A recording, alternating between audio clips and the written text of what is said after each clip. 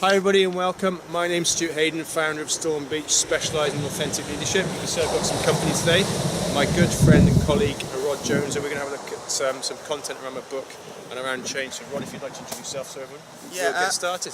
I'm Rod Jones. I come from a little village in Trebanos. I'm a former professional rugby player for 15 years, played international rugby, and I'm a co-founder of a rugby development site with my brother Robert, who's also a former professional rugby player, international rugby player. So yeah, that's basically a bit of a breakdown and rundown of where I'm coming from.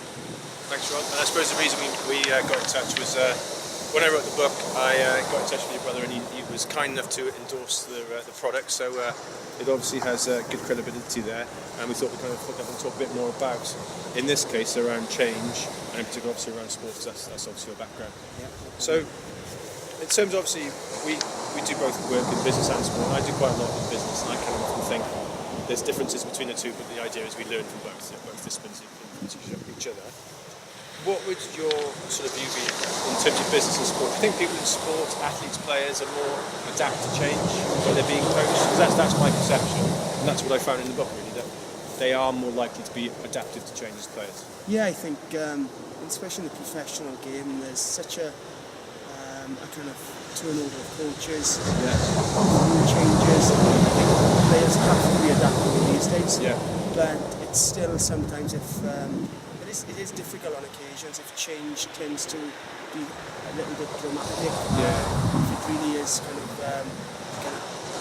complete change of personnel, or even I think it's just a case of being changing club. I think it does take a little bit of time, but to be any kind of elite sportsman or sportsperson, I think you have to be adaptable to change. When you were playing, so you're involved more in the sort of sports psychology, coaching side of things now. When you were playing, can you cite any examples where you would have to change in response to a coach, management, or setup? And that was, it was either a good example where you did, or where you didn't, or where others didn't change.